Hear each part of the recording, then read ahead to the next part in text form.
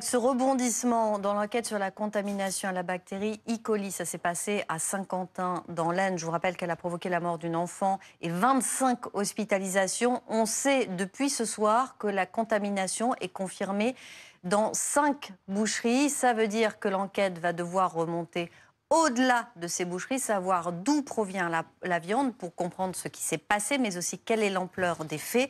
On fait le point tout d'abord avec Hilal El Aflahi. Dans les rues de Saint-Quentin, la série d'intoxications alimentaires occupe l'esprit des habitants et bouleverse leurs habitudes de consommation. Bien sûr, on mange plus de viande, on fait attention, tout ce qu'on avait au congélateur, on se met de côté pour l'instant tant qu'on n'aura pas de réponse. J'ai changé un petit peu d'alimentation, de régime alimentaire on va dire, et je suis parti sur le poisson. C'est-à-dire qu'on a quand même des cas, ça touche nos enfants aussi, essentiellement, et on est particulièrement vigilant là-dessus. Depuis le 12 juin, 25 cas d'intoxication alimentaire ont été recensés, dont 24 enfants. 9 ont développé un syndrome sévère. Une fille de 11 ans est décédée. L'ensemble des victimes est originaire de la région de Saint-Quentin. La maire de la ville appelle les habitants à la plus grande vigilance.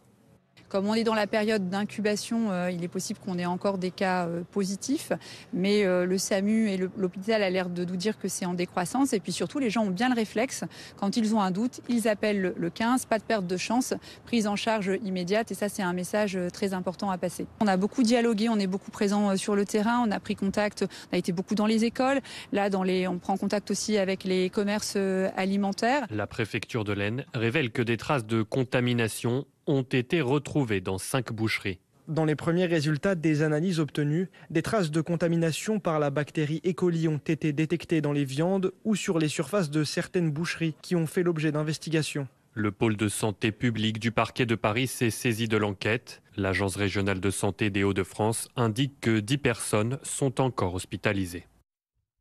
Et pour en parler avec moi sur ce plateau, Aurel Guedj. Bonsoir Aurel, Bonsoir. Vous êtes consultant santé BFM TV, merci d'être là. Le professeur Bruno Megarban, bonsoir. Bonsoir. Vous êtes chef du service réanimation et toxicologie à l'hôpital Lariboisière. Merci, nous serons également en direct avec Béatrice Berthaud. Bonsoir madame, vous êtes maire adjointe de Saint-Quentin en charge de la santé.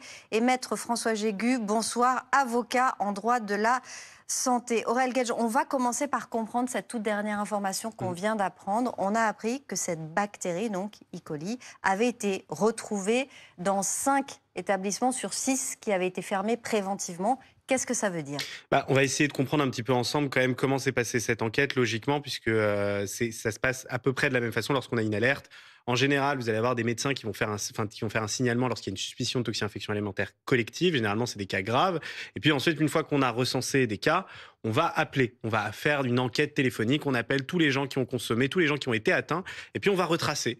Et puis, quand on voit des symptômes similaires, là, on se dit, mais c'est bizarre quand même.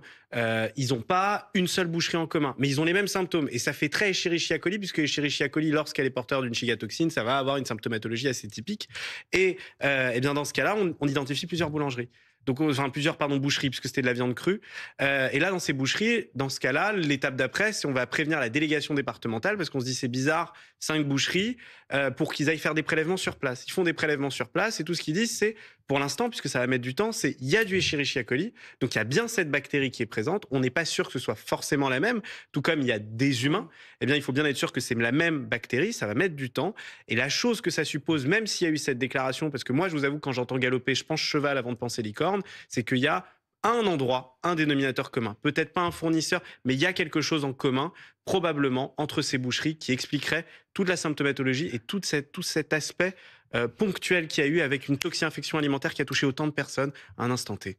Professeur Megarban, vous, quel regard vous portez sur cette toute dernière information, donc cette bactérie qui est retrouvée donc, dans 5 établissements sur 6 ? Alors en fait, l'information n'est pas suffisamment précise pour en tirer une quelconque conclusion. Il faut savoir que Escherichia coli est une bactérie commune à tous les êtres vivants. Donc on a tous de l'Escherichia coli dans notre flore intestinale.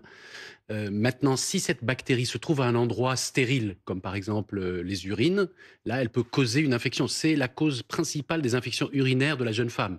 Et si effectivement cette E. coli produit des toxines ou à un sous-type particulier, elle peut donner des maladies digestives, dont celle-ci, la toxi-infection alimentaire. Donc le fait de trouver de l'Escherichia coli dans une boucherie où on manipule de la viande. Mais là, le fait d'en trouver dans 5 établissements du même ville et qu'elle provoque tout de même 25 hospitalisations, le décès d'une fillette de 12 ans, ce qui interpelle, et la question qu'on se pose, c'est si elle est présente dans 5 établissements, est-ce que le problème n'est pas ailleurs en fait? La viande n'est pas arrivée contaminée d'ailleurs. En tout cas, là, pour les informations que vous avez données, ne disent pas que l'Escherichia coli qui a été trouvé est celui qui est responsable de la toxi-infection alimentaire. Puisque, comme je vous ai expliqué, l'Escherichia coli est un germe commun du tube digestif. Donc, on peut le retrouver, même si probablement le fait de le retrouver en grande quantité dans une boucherie pose quelques questions sur l'hygiène, parce que c'est quand même, on va dire, une sorte de péril fécal. Mais, j'allais dire, ça n'indique en rien pour le moment que c'est la même souche. En fait, il faut faire ce qu'on appelle un séquençage ou un génotypage. Donc, on va étudier les gènes très précisément des souches retrouvées dans chacune des boucheries et on va les comparer. Et si jamais on bactéries retrouve des patients. cette même souche dans plusieurs établissements, ça veut dire que la source est bien ailleurs. On va dire, effectivement, si les établissements n'ont pas de rapport entre eux, à part un fournisseur commun ou quelque chose de commun dans la chaîne de livraison de la viande, probablement, effectivement, la source de la contamination est en amont des boucheries. Effectivement, il est peu probable que chacune des boucheries ait commise la même erreur d'hygiène ou la même erreur de la chaîne de froid. Ça serait une coïncidence beaucoup moment. trop troublante. Tout à fait, probablement en amont. Le problème se situe en amont. Alors, le fait, effectivement, qu'il n'est pas le même fournisseur de viande pose plutôt des problèmes sur le transport, sur la chaîne de froid. Parce qu'en fait, la viande, c'est très fragile. Donc, depuis l'abattage jusqu'au plat, il y a beaucoup d'étapes. D'ailleurs, parfois même, c'est le consommateur lui-même qui crée la toxi-infection parce qu'il conserve mal la viande, ou il la consomme alors qu'elle est périmée, et celle-ci est contaminée par la bactérie. D'ailleurs, la majorité des cas sont des cas sporadiques. Ici, ce qui est caractéristique, c'est qu'on a une épidémie. Une infection collective, d'ailleurs, avec déjà un nombre important de personnes. Encore hier soir. Aurel Guedj, c'est intéressant parce que c'est vrai que ce que dit le professeur Megarban, le fait qu'il n'ait pas le même fournisseur, ces établissements, pose la question du chaînon. Si on identifie que c'est le même type de bactéries E. coli et qu'ils n'ont pas le même fournisseur, c'est que le chaînon est ailleurs. C'est que le chaînon est ailleurs, ou alors qu'il y a une information manquante, principalement. Là, ça va être justement important de faire l'enquête et de faire une enquête détaillée. C'est parfois la limite qu'on peut avoir sur les enquêtes téléphoniques qui sont réalisées par l'Agence régionale de santé. Dans ce cas-là, il faut envoyer des agents, se renseigner, puisqu'il y a une différence parfois entre le déclaratif et ce qu'on a réellement sur le terrain. Ça posera des vraies questions. À partir du moment où on aura fait ce séquençage, et si le séquençage nous indique bien que plusieurs boucheries ont la même Un séquençage, bactérie, ça se réalise en combien de temps ? Alors c'est variable, ça va dépendre en général. Les CNR, donc les Centres nationaux de recherche, essaient de vous le rendre le plus rapidement possible dans la semaine où vous le faites. Et là, pour le coup, c'est une question de... faut être capable de les prélever et ensuite on envoie le matériel au CNR. Parce que là, le 12 juin, cette épidémie, si on veut placer ce mot, a commencé. Cet enfant est morte le 13 juin. Le 21 juin, le parquet s'est saisi. Ça veut dire qu'on devrait avoir le résultat assez vite. Assez vite, dans les jours qui suivent. Par contre, c'est important de se rappeler qu'entre le décès dramatique, l'enquête, le fait d'identifier des lieux à risque, le fait d'envoyer des équipes faire des prélèvements, le fait de faire les prélèvements, de confirmer qu'il y a du Escherichia coli, pour ensuite envoyer le prélèvement au Centre national de recherche, ça met du temps.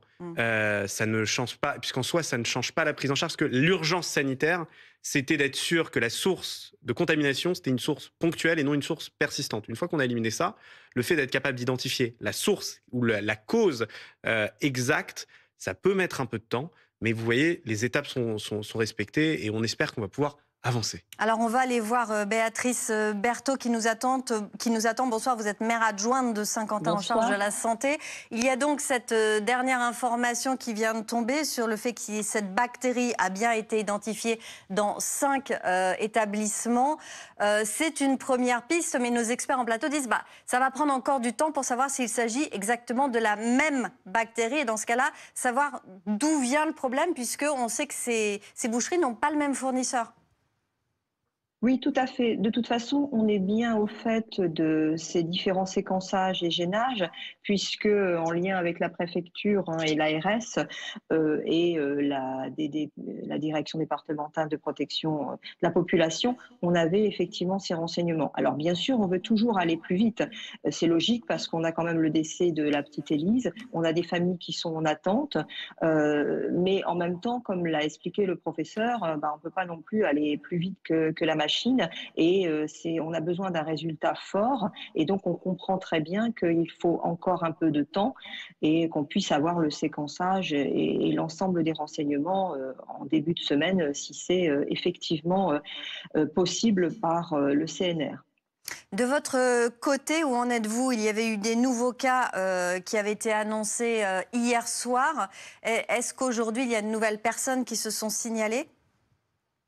Alors, on a un nouveau cas qui est donc identifié dans le communiqué de presse, qui est en fait un cas qui a été enregistré porteur du SHU, du syndrome hémolytique et urémique, un enfant qui réside en Île-de-France, mais qui a séjourné ces dernières semaines à plusieurs reprises dans le Saint-Quentinois.